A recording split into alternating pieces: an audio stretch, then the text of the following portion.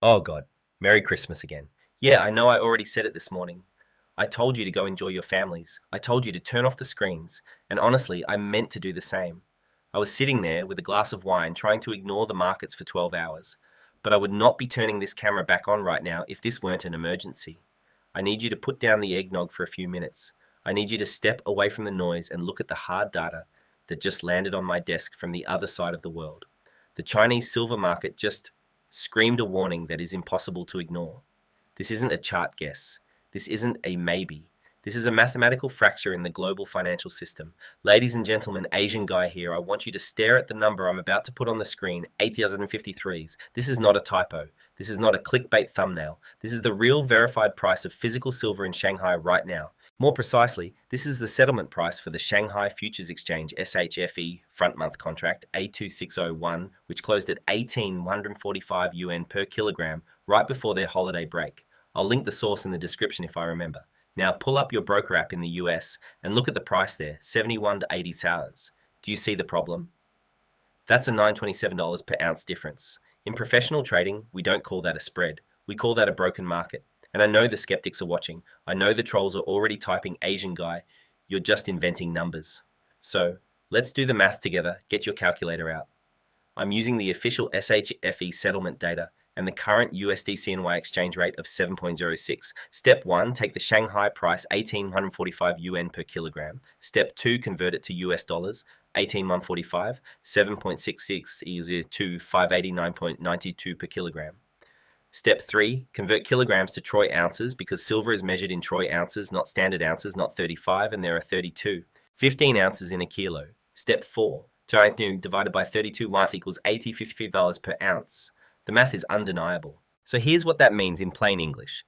The largest manufacturing economy on Earth, the country that actually consumes silver to build solar panels and EVs, is valuing the metal at around $80.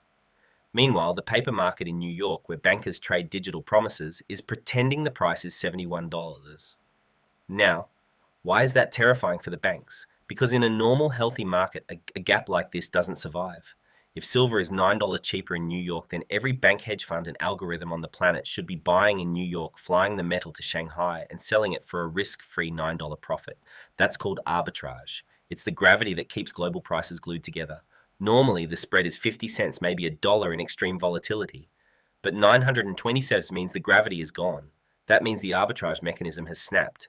So why aren't the banks closing the gap? Why aren't they buying the cheap silver in New York? There is only one logical explanation: they can't. They can't move the metal because the metal in New York either isn't there to be moved or the logistics chain has collapsed under the weight of Eastern demand. We are watching a market where the paper price and the physical price have officially divorced. And that brings me to why I interrupted your Christmas. Tomorrow morning, the US markets reopen for what we call Ghost Week, the low volume illiquid trading days between Christmas and New Year's. You've got a market with near zero liquidity in New York, and you've got a $9 vacuum pulling the price upward towards Shanghai. Nature hates a vacuum.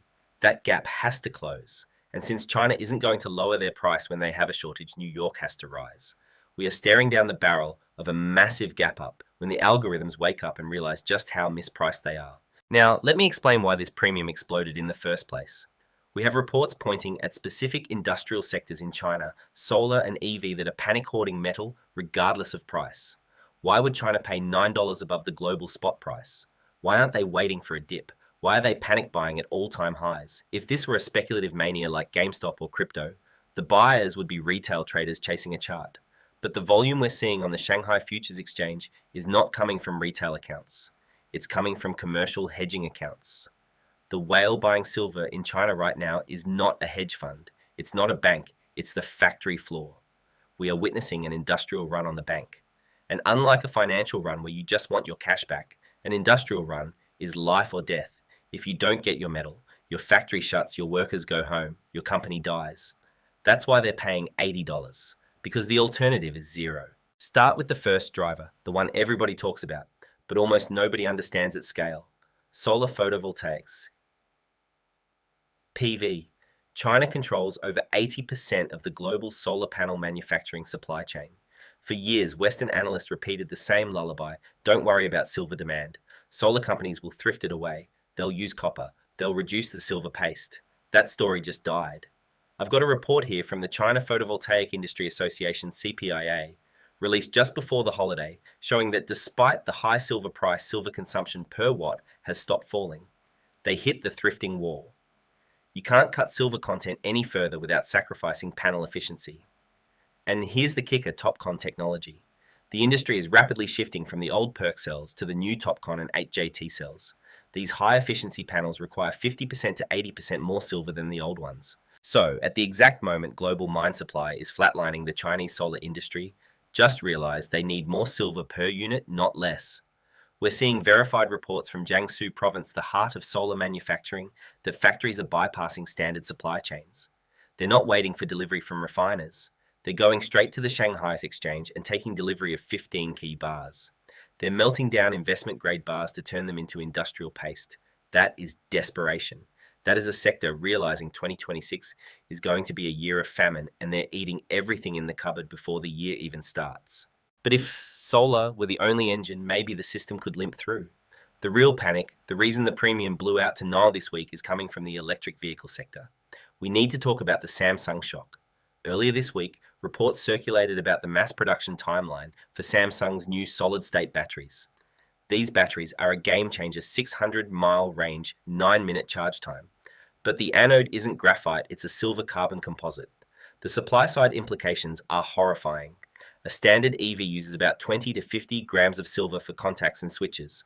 A solid-state EV uses up to 1 kilogram, 1,000 grams of silver. That's a 20x to 50x jump in silver consumption per car.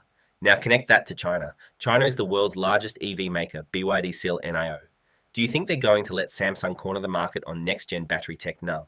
We're seeing massive block buys of silver originating from Shenzhen and Ningde, where CL is headquartered. These companies aren't building solid-state batteries today, but they are strategic hoarders. They understand that if they want to manufacture millions of these cars in 2027, they need to lock up the silver now. They're treating silver the way people treated lithium in 21, buying the entire mine supply before it even comes out of the ground. When BYD buys silver, they don't buy 5,000 ounces. They buy 5 million ounces, and they are price inelastic.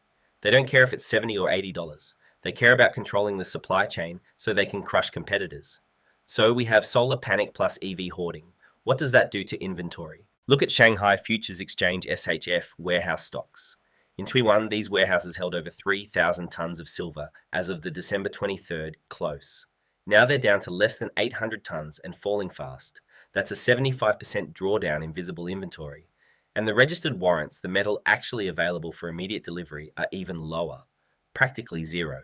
That's why we're seeing backwardation. Backwardation is a fancy word that means I will pay you more for metal today than for metal next month. Usually futures prices are higher to cover storage. But right now in China, the spot price is trading meaningfully higher than the futures price. The factories are screaming, "Don't promise me metal in February. I don't believe you. Give it to me today." That backwardation is the heartbeat of a squeeze. It's the market admitting there is a physical shortage at the current price level. Now pan back to the West and look at the comics. The traders in New York are staring at charts. They're watching the dollar index. They're drawing Fibonacci retracements. They have no idea what's happening on the ground in Jiangsu. They treat silver like a currency. China understands silver is a strategic technology metal. The West is dumping paper silver at $71 because they think it's expensive. The East is buying physical silver at $80 because they know it's cheap compared to the cost of shutting down a gigafactory. This is the great wealth transfer. Every ounce sold on the comics at $71 is being sucked up, refined, and shipped into a Chinese warehouse where it will never ever be seen again. So what happens tomorrow morning when Ghost Week begins? You've got a New York market with zero liquidity. Bankers are skiing. Inventory is thin. Asahi drained 1.4 million ounces. You have a $9 gap with Shanghai. And now you know who's on the other side of the trade. It isn't a speculator, it's BYD. It's solar giants. They are not going to stop buying because it's Christmas. Their factories run 24/7. If a Chinese industrial buyer decides to hedge January production tomorrow morning, they will hit the comics ask button. And because the order book is empty, the price can jump from $72 to $75 to $78 in the blink of an eye. They will close the arbitrage gap by force. This premium explosion in China isn't a glitch, it's the sound of the industrial supply chain snapping. The factories ran the numbers. They know there isn't enough silver for solar EV AI and investment demand at the same time. So they're playing musical chairs, and right now China is buying all the chairs. But there's a massive hole in this story we haven't answered yet. The question every professional trader is asking right now. If there's a $9 profit on every ounce of silver, why isn't anyone taking it? Think about Wall Street. These are the greediest, smartest, fastest institutions on earth. They run supercomputers built to scalp fractions of a penny in microseconds. If they see silver at 71 in New York and 80 in Shanghai, their biological instinct is to close that gap. They should be buying every bar in the comics vaults, chartering cargo planes out of JFK, and dumping silver into Shanghai until prices equalize. It's literally free money. A risk-free trade. So why is the gap getting wider? Why did it go from 2 to 5 and now to 9? The answer is terrifyingly simple. They can't move the metal. We are watching a catastrophic breakdown in the physical logistics of the silver market. The arbitrage engine, the mechanism that keeps global pricing synchronized, has seized up because the fuel is gone. You can trade paper contracts in milliseconds, but you cannot teleport a 1,000-ounce bar of silver. You have to find it, load it, insure it, and fly it. And right now, that supply chain is broken. We've spoken to sources in the logistics industry, specifically those dealing with secure air freight out of London and New York, and they're reporting a complete blockade. It's not that planes aren't flying, it's that metal isn't arriving at the loading dock. The bullion banks are trying to source metal to run the arbitrage. They're calling vaults, they're calling refineries, and for the first time in decades, they're being put on a wait list. Refineries are telling them we're booked solid for 6 weeks. Vaults are telling them we need 48 hours to locate that specific bar serial number. Locate the serial number. In a modern digitized vaulting system, you're supposed to know exactly where every bar is down to the millimeter. When a vault operator tells you they need time to locate your metal, it means one thing. The metal is not where it's supposed to be, or worse, it has been rehypothecated, lent out to someone else, and they're scrambling to find a replacement before you notice. And that brings us to the smoking gun, the hard data proving Western vaults are being drained of their last deliverable ounces. While everyone was distracted by holiday shopping, the comics released its inventory report for December 23rd. This is the last official data point we have before the Christmas break, and it is absolutely critical you understand what it says. In a single day, the Asahi Refining Vault in New York saw a withdrawal of over 1.4 million ounces from its registered category. Let me say that again, 1.4 million ounces vanished in 24 hours. Now, you have to understand the difference between eligible and registered. Eligible silver is just sitting there, maybe owned by a private collector or a family office. It's not automatically for sale, but registered silver is the lifeblood of the exchange, fully warranted, ready for immediate delivery to settle a futures contract, the for sale inventory of the entire market. When you see 44 million ounces leave the registered category at Asahi, plus another 600,000 ounces leave the JP Morgan vault, plus another 200,000 ounces leave the CNT vault, all in the same day, you are watching a bank run. You are watching smart money sprint for the exits. And these entities, and we strongly suspect they're linked to the Asian industrial buyers we talked about earlier, aren't playing the paper game. They aren't hedging. They're taking possession. They're backing a truck up to the loading dock in New York, loading it with 1.44 million ounces of physical bars and driving away. That explains why the arbitrage gap won't close. The inventory banks would normally ship to China is already being taken by China. It's a paradox. The very demand pushing Shanghai to $80 is also sucking inventory out of New York, making arbitrage impossible, which prevents the gap from shrinking. It becomes a death spiral for the comics. The higher the Shanghai premium goes, the faster metal leaves New York. The faster metal leaves New York, the less liquidity remains to manage the price, and the thinner liquidity gets, the more violent the disconnect becomes. We're also hearing rumors, and I want to stress, these are currently unverified reports from floor traders in London, that the LBMA, the London Bullion Market Association, is facing administrative delays processing large-scale allocations. Normally, if you have an unallocated account and ask for your bars, it takes a few days. We're hearing reports of delays stretching into weeks. If London is out of metal, then the game is over. London is the main hub, the vault of last resort. If the London float is gone, then the comics becomes an island, a paper market trading a derivative of a ghost.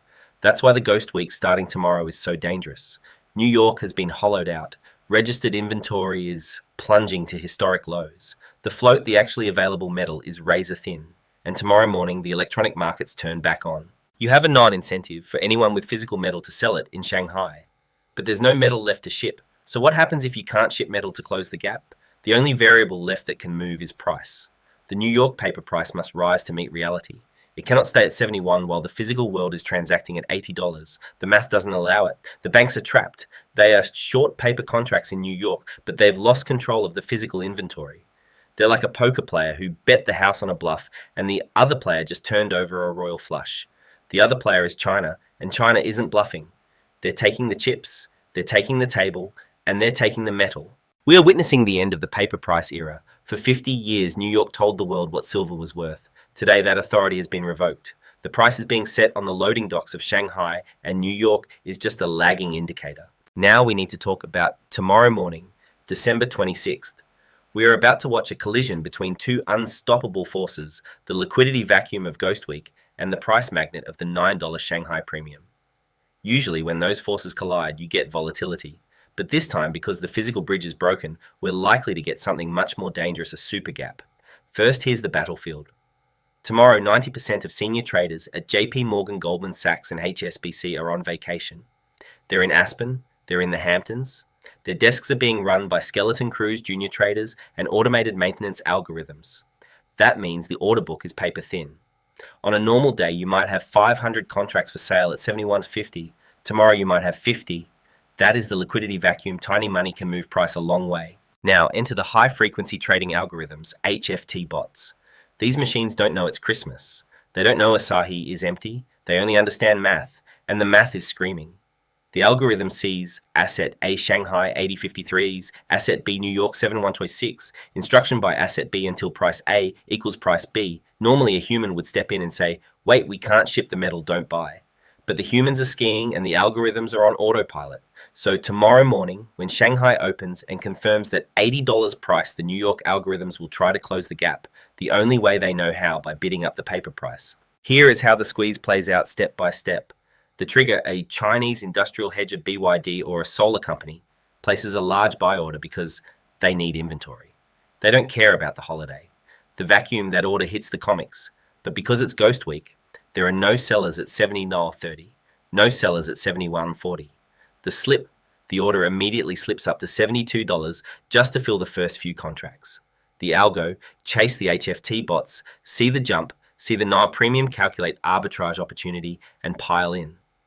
Suddenly, you have massive buying pressure hitting an empty room. The price doesn't tick at gaps. It skips 73, it skips 74s, it prints 75s within minutes. That's what we call an air pocket. Because physical arbitrage shipping metal is broken, the only way to close the spread is for the paper price to teleport upward toward the physical price. And it gets worse for the banks. We have to talk about Gamma. There are thousands of call options open at the 72 and 75 strikes. The banks sold these calls to speculators. If price gaps to 75 tomorrow, the banks are offside, they're bleeding. To protect themselves, they have to delta hedge. The bank's automated risk engine buys futures. So as price rises, the banks are forced to buy more to hedge losses. But buying more pushes price higher, which forces them to buy more. It's a feedback loop from hell, happening in a market with no inventory to absorb it. You might say, but Asian guy won't. People sell at $7 to take profit. Who exactly? Miners aren't selling. They're holding back supply. The Chinese aren't selling, they're hoarding. The vaults are empty. The only people who might sell are retail traders like you, but are you really going to sell your silver at $75 when you know it's trading at $80 in China now? You're going to hold. You're going to wait for $80. So sellers go on strike, buyers panic, algorithms chase the ghost. So here's what you watch tomorrow morning, December 26th. Don't stare at the news. Watch the spread. If New York opens flat at $71, it's a trap. The explosion is just delayed until volume returns on January 2nd. But if New York opens at 73s or higher, the squeeze has begun. If we break 72 to 50 in the first hour tomorrow, the air pocket is active. We could see $78 before lunch. The market is trying to tell you something. The discount window is closing. The $71 price is a lie. The $80 price is the truth. And the lie is about to be violently corrected. Now, let's assume the squeeze actually happens. Let's assume Ghost Week closes the gap and New York wakes up at 80. Skeptics will say, okay, that's the top, bubble's over, sell everything and go home. They're wrong because they're misunderstanding what this is. $80 isn't the ceiling, it's the new floor. What we're seeing, the violent decoupling between East and West, is not just a trade. It is the end of an era, the end of the Western discount. For 50 years, New York and London set silver's price and used paper contracts to keep it convenient for Western banks.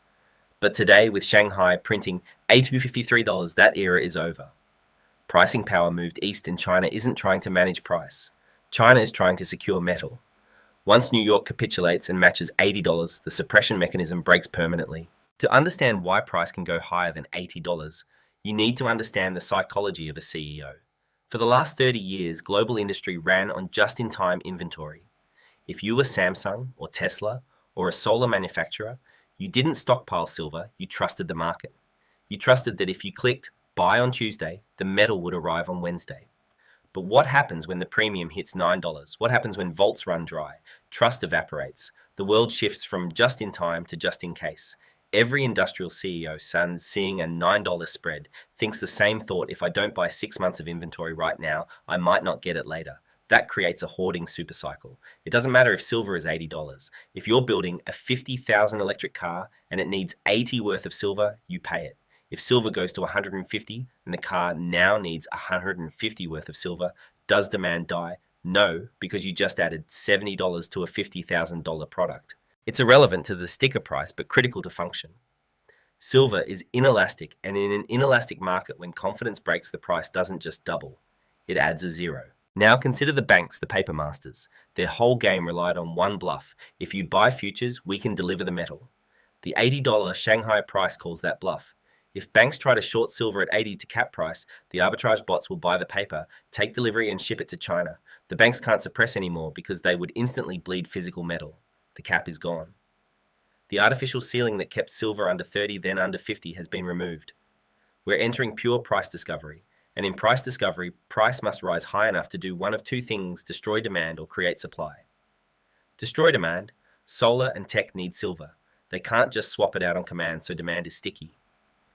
Create supply. It takes 10 years to permit and build a new mine. Even if silver hits $200 tomorrow, meaningful new supply doesn't arrive until 2035. So for the next decade, price has to do the heavy lifting.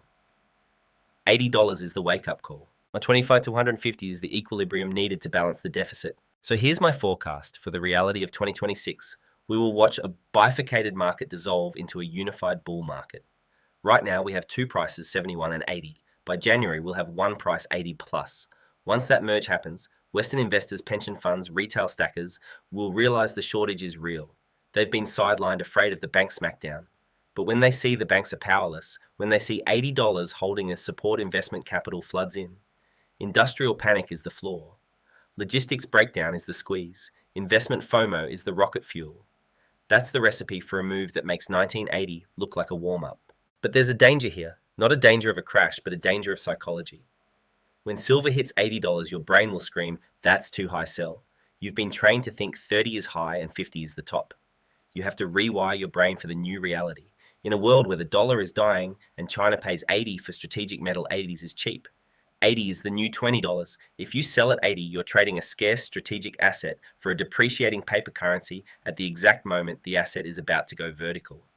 You're selling your ticket on the lifeboat just as the ship starts to sink. So the squeeze is inevitable. The gap will close. The price will re-rate. The question isn't if, it's how you survive it. How do you navigate a market that moves $5 a day? How do you avoid getting shaken out by volatility? How do you protect your stack when dealers run out of inventory? I'm going to give you 3 specific strategies for the retail investor to maximize this opportunity without getting wrecked by the chaos. The easy money has already been made. Now comes the hard money, the volatile money. When silver was boring at 25, it was easy. You bought it and forgot it. But next week, when silver whips between $72 and $80, when your portfolio swings by tens of thousands in an hour, that's when mistakes happen. That's when weak hands get shaken out. That's when banks try to steal your position one last time before the real move to triple digits. Your biggest enemy right now is your own brain, because your brain is anchored. For years, you've been conditioned to believe 30 is expensive and 50 Rs is the moon. So if we gap to $80 next week, your brain will scream, "Sell, take profits, it's a bubble," and you have to silence that voice. You have to understand the dollar price is a lie. If you sell your silver at $80, what do you get back? Fiat currency. A currency the Federal Reserve just admitted they have to debase to save the debt market. A currency China is actively dumping. If you exchange a scarce strategic asset, silver, for a depreciating liability, dollars, you aren't taking profit. You're jumping off the lifeboat and swimming back to the Titanic. Stop obsessing over the dollar price. Start watching the gold to silver ratio. Right now, the ratio is around 60 to 1. Gold is about 4 to $200. Silver is about 71. Historically, in a true monetary reset or supply crisis, that ratio compresses to 15 to 1. Until silver is 1/15th the price of gold, it is fundamentally undervalued. Don't even think about selling until the ratio is screaming at you.